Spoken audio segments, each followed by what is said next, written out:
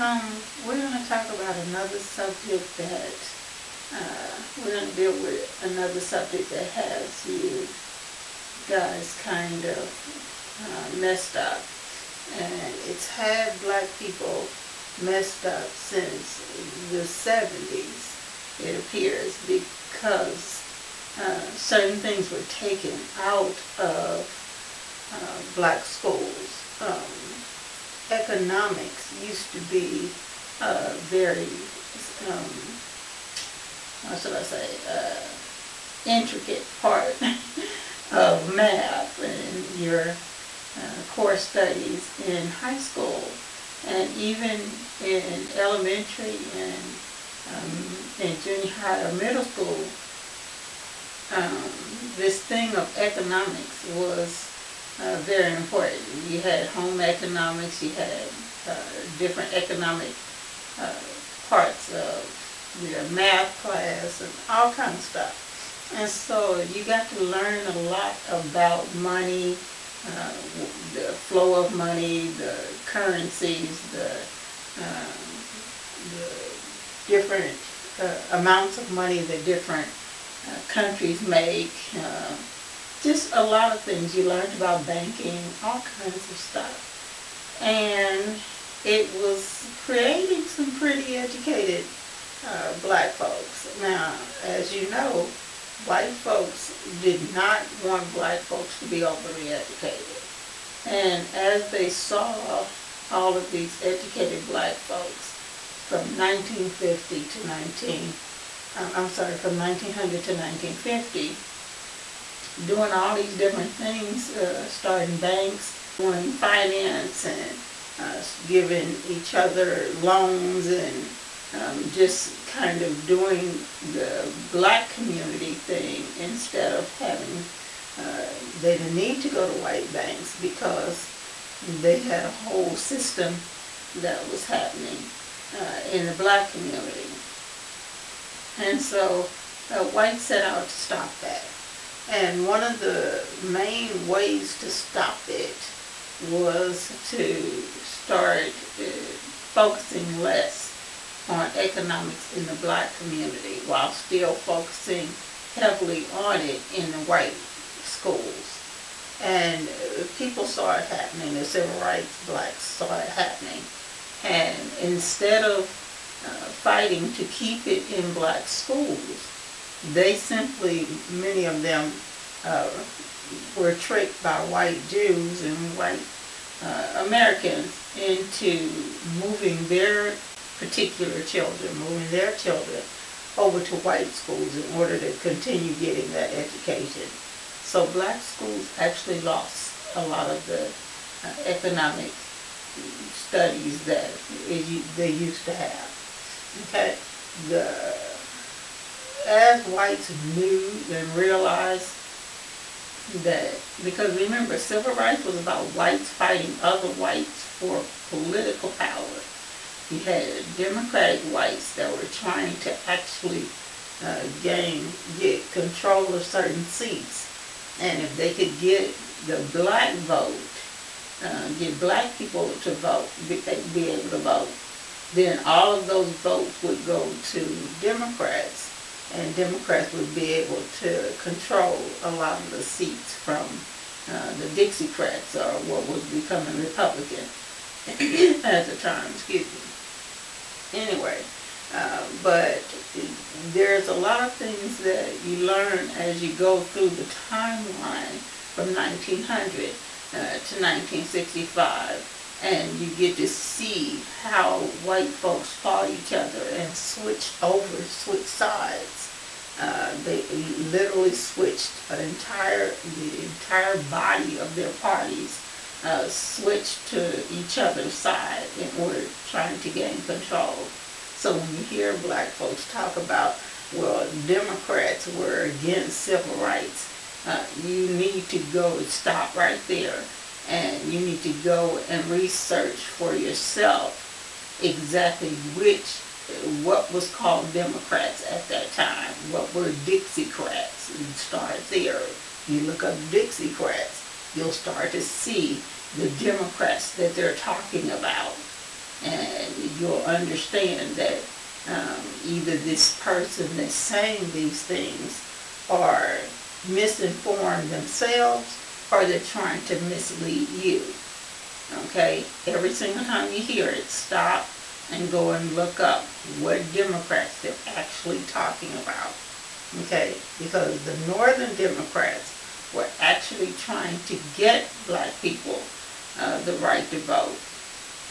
And the reason that they were doing it wasn't because they just love black folk. They were doing that to try and gain seats. White Southerners were switching over to the Republican Party and were gaining seats in the North. And so white Republicans at the time in the North started changing over to Democrat in the South, and started going after trying to give black people the right to vote so that they can gain some of the power and seats in the South. Okay? But when you go and start doing your research, and do your timeline from 1900 to 1950, 1960, all the way to 1965. And if you want to, you can go back when you hear them talk about how much, how great Lincoln was. Go back to Lincoln's that time, and you go back to 1850, you'll start seeing exactly the timeline of what led up to Lincoln actually freeing slaves in the South, not anywhere else, not stopping slavery, simply ending, freeing the slaves in the South. He didn't end slavery in the South. That is something, when people say that he ended slavery, they are not telling you the truth. Lincoln did not have any intentions whatsoever, and actually promised Southerners in Texas and different places that he would not end slavery. He simply was releasing or freeing the slaves that belonged to the Confederates in order to get them to surrender. Okay? So when you hear that, know that the person is either misinformed when they tell you that Lincoln freed slaves and ended slavery. When they're either misinformed or they're trying to mislead you. Okay? But we're going to deal with the issue of 1965 to 1970.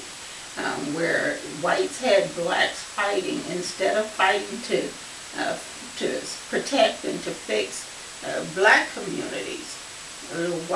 Northern whites actually came and started getting Southern blacks to fight to be with whites, to be integrated with whites. Now this was, everybody on both sides knew this was the worst possible thing. Whites knew that were pushing it, knew that it was the worst possible thing for blacks, because it would destroy black communities and keep blacks from becoming self-sufficient. And black people knew it was the worst possible thing, because they knew that it would keep blacks from fighting for their communities and becoming self-sufficient. Everybody knew it. But the push was so hard, and blacks wanted to be with whites so badly that they fell for it. They actually went along with it. And you see the detrimental effect it had on black communities was absolutely correct. Okay? But as these northern whites and southern whites were fighting each other, southern whites realized that integration, which northern whites had been fighting for years, was about to happen. So southern whites set out actual plans, and a lot of black people don't realize it. White people sit in committees and meetings and stuff and actually plan out things to do to black people. And unfortunately, many blacks bury their heads in the sand and try to act like they don't know this.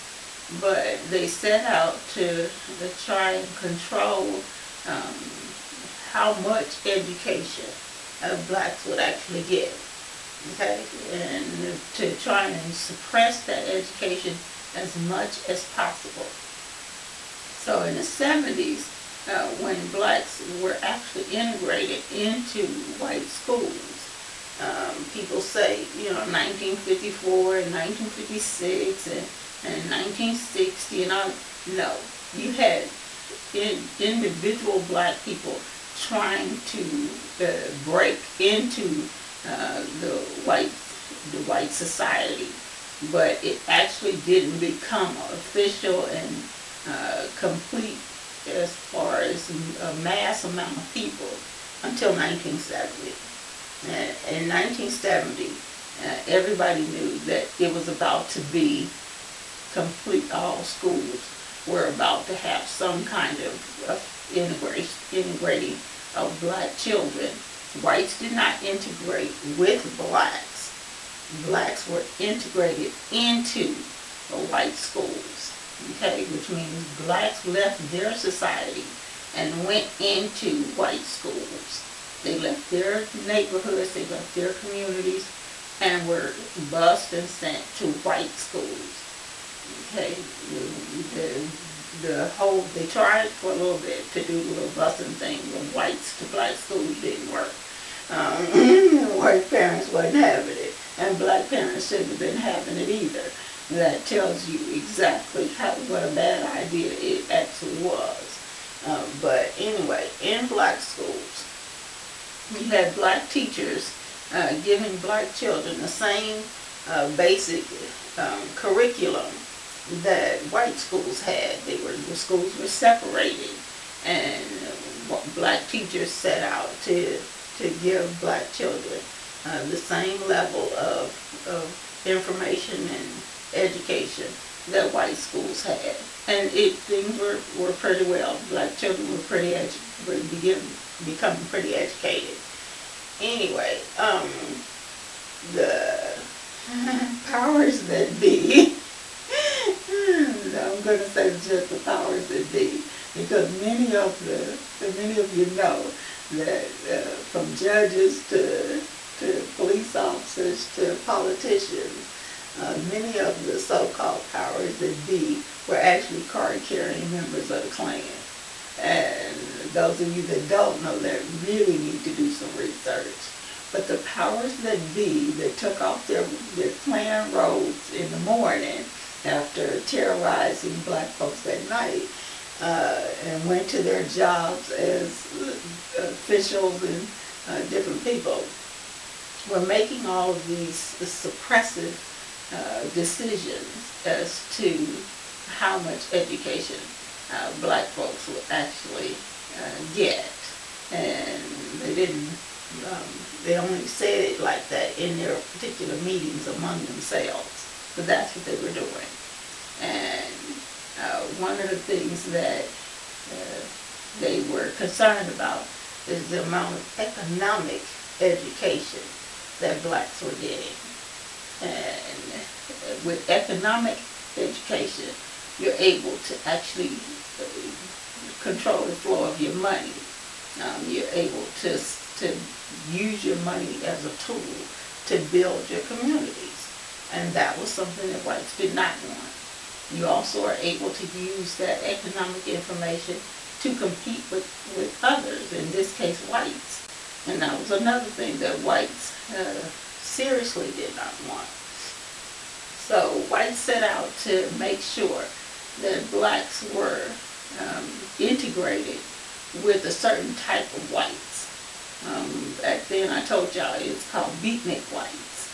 And the beatnik whites were anti-capitalist. And basically what they were Jewish whites, American whites, different whites that didn't want to be involved with their parents' money.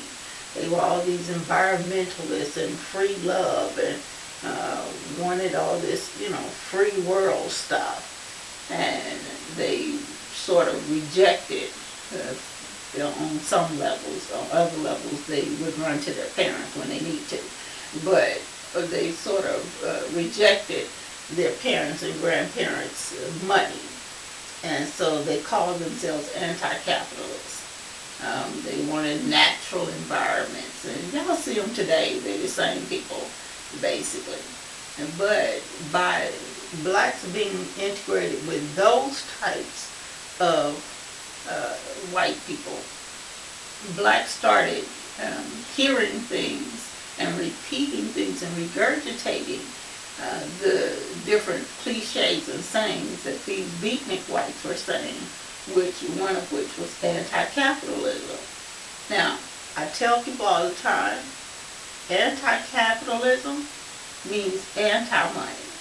Capitalism is simply what your form of currency is.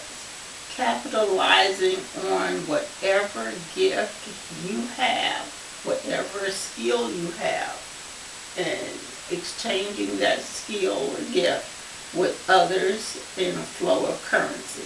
Okay, that's what that is. Whether your gift is you capitalize on making incense, or when you hear black folks saying they're anti-capitalist, but you see them selling CDs and DVDs and incense and whatnot, they're not anti-capitalist. The word that was deleted, erased from almost all economic books by 1975 is the word monopolism. Now, people used to know what monopolism means because they had a whole game about it. It was called Monopoly. Many black folks don't play Monopoly anymore. But back when Monopoly was a big thing, people knew what Monopoly meant. It means that you are cornering the market. You want it all. And you don't want anybody else to have it.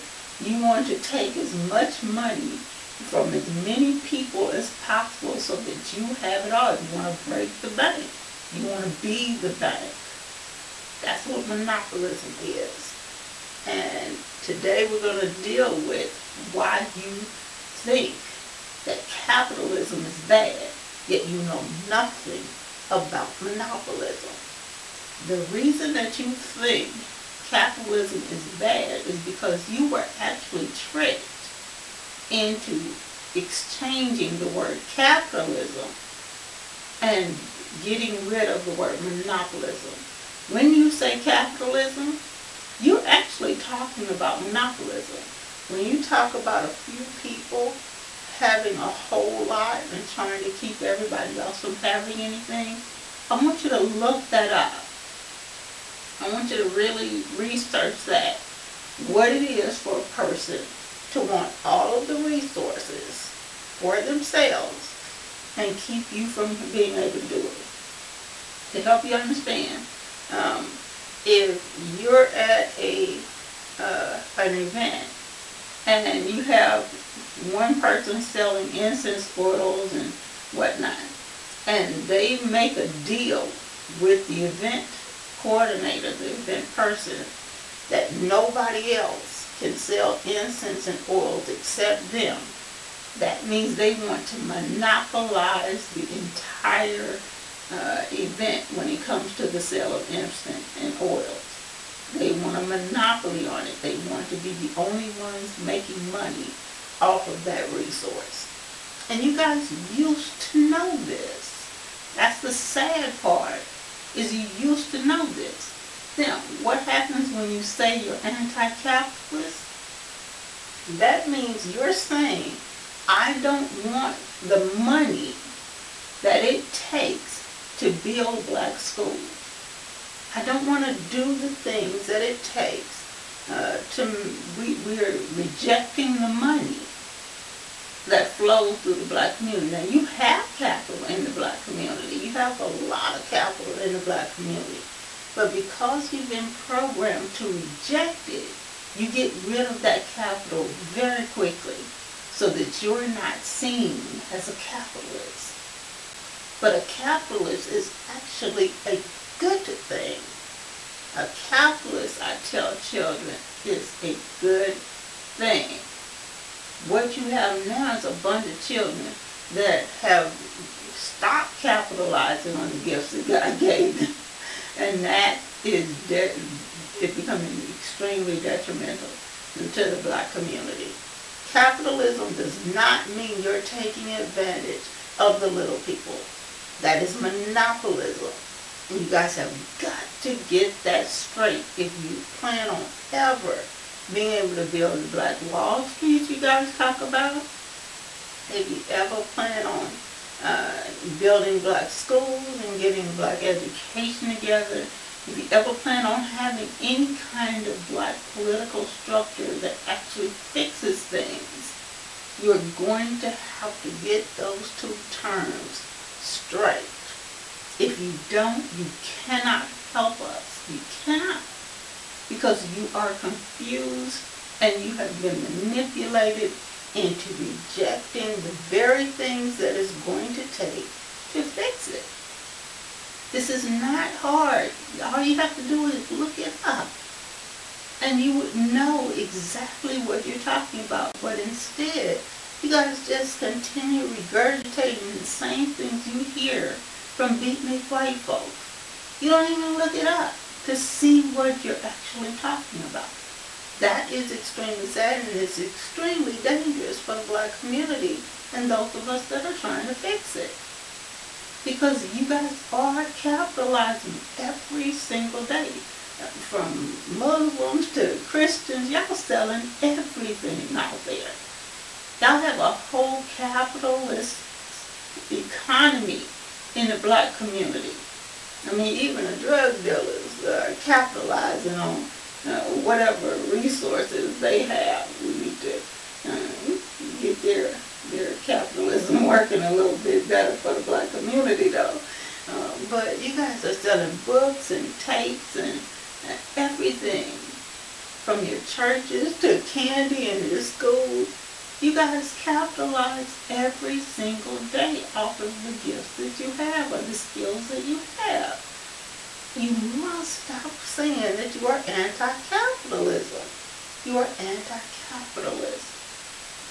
Not only is it ridiculous, but you guys sound crazy when people see you selling things and capitalizing off of your skills.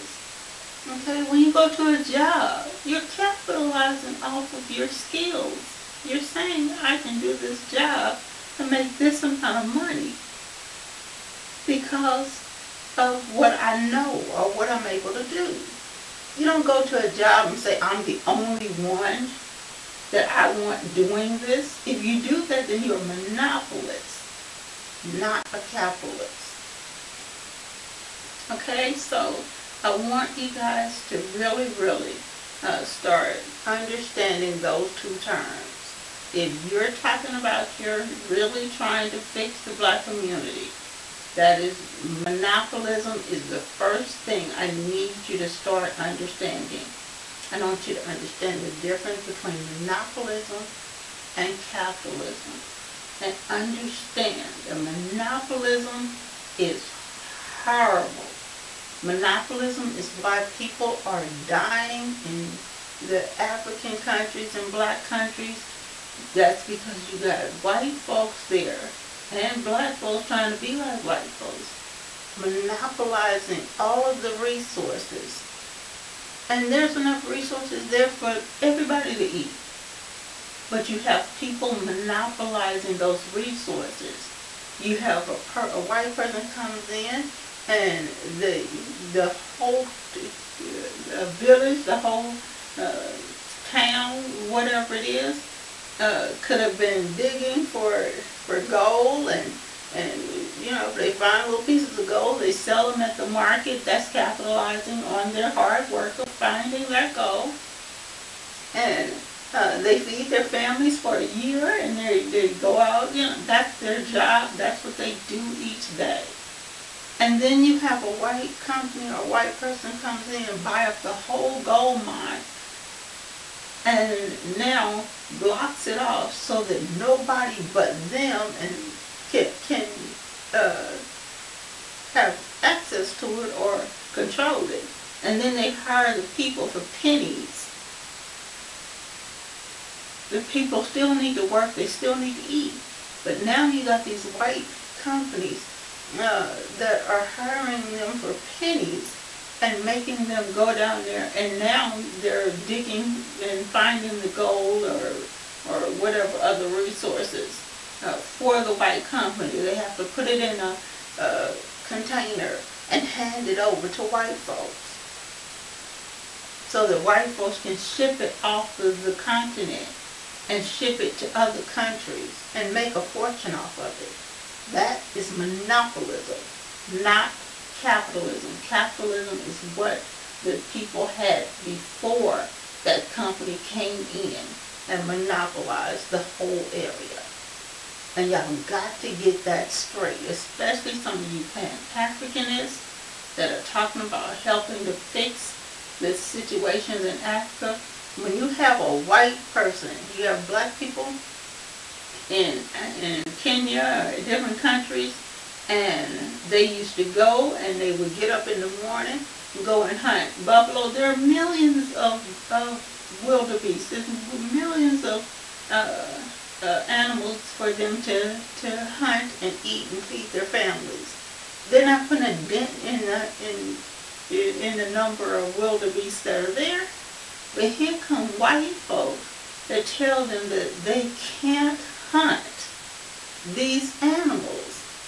And so now you got millions of these wildebeest on reserves, which is land that white organizations have monopolized. Not only did they take the land, but they put all these animals on the land, put a barrier around it, and said you cannot hunt these animals. You cannot feed your family with these animals. And white organizations will sit. That's why y'all gotta stop teaming up with these white organizations. You guys are actually helping to destroy Africa. You're not helping Africa at all by teaming up with white organizations. You have white organizations that will sit and watch black babies die while 1 million wildebeest are sitting over just a couple of miles away. And these children's families are told that they cannot hunt a single wildebeest to feed these babies. You guys should be angry at that. You should be kicking these white organizations out of Africa because they are not there for African people. They don't care nothing about black people. They will sit and watch black people die because they have monopolized the land and they are there to monopolize the resources. Doesn't matter whether it's a white corporation or a white organization. They are there for the same reason. Monopolize the resources and control the people. Okay? So, y'all need to get back to capitalism. Stop saying you're anti-capitalism. In order to build a school, you need a certain amount of capital. Okay? In order to make that school function, you need a system that is able to capitalize on whatever skills you guys have, whatever skills those children have, whatever you need to do to keep those things functioning. But you must start by stopping this whole anti-capitalism thing. You cannot hire anyone if you're anti-capitalist. That means that you're anti-business and you're anti-making money in your business.